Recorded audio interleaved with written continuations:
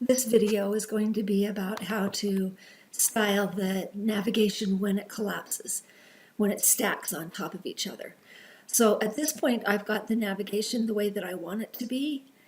When I hover, it gets the right colors. I have a current page that is with a green background. My donate button, my last button, has the blue background. When I click on each one with the drop-down menu, they drop down the way they're supposed to. They also turn green on hover.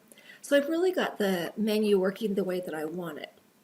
And now I slide my window smaller, clear till I get to the point where it would be phone size, the 768. And notice what, and this is something that Bootstrap does automatically, is they turn that into a vertical nav bar. So I have it as a horizontal nav bar, but when it gets this narrow, then it goes vertical. But notice what happens when it goes vertical. So I still have the expanded menu. They're still turning green, so all of the style has stayed. But notice that it has all the things that it had before. It has the same gap at the bottom, distance from the bottom on all of them.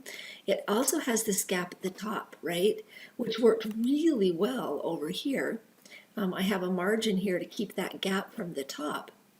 But then when I get, so I have that gap at the top, but then when it moves over here, sorry, I'm playing with my drop-down menus. When I get over here, I don't want that gap. So I have to go in and change the style. Now I have lots of style on my navigation. If you notice, I've put a comment above each one so that I can get what I so I can keep track of them. Well, here I'm going to go ahead and put styles for a collapsed one. And what I want is I want to be able to access those exact same elements, but I only want to do it when it's small. And the way to do that is to do an app media rule. And this is for screens. There's three options. There's screen and print and speech. Speech is for a screen reader. That somebody's hearing a web page instead of seeing it. And so I want it on the screen, and the rule is I want it to work as only up until it gets to be 768 pixels. So the max width is 768 pixels. Anything smaller than that, these rules will apply. Anything greater than that, these rules will not apply. So the first thing I want to get rid of is that margin. And so I have to do it on the right thing. So I've got lots of different buttons here. Here's my buttons on the main nav bar. So I'm going to go get that. And notice how they have a margin top of 29 pixels. So I'm going to change that. And I really don't want any margin at all. So I'm just going to put everything at margin at 0 pixels. And close that rule. Notice how the app media is inside its own curly braces. And then every time I do a new style block, it has to have its own curly braces as well. So I save that and I come back over here and refresh. And I got rid of that gap at the top. Ah, nice, huh? That worked right away. And that made them all of a sudden look better.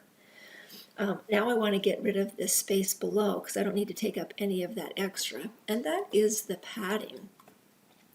So I'm also going to do padding. Now this one I do want a little bit of padding because I don't want it laid way over there. So I'm going to leave some padding on this one, and it's okay if it's the same all around. I don't want it to be too tight. So I come back over here and I refresh, and now I've got that padding down. And notice how this is not working. The padding did not work on either the last one or the current one. So I have a rule for the last, oh, this is the current one, so we can get rid of this one. So the margin worked, which means that current doesn't override the margin, but the padding didn't work. So I'm going to go ahead and take my pad, and I'm going to add padding here too. And then I'm going to get my last child.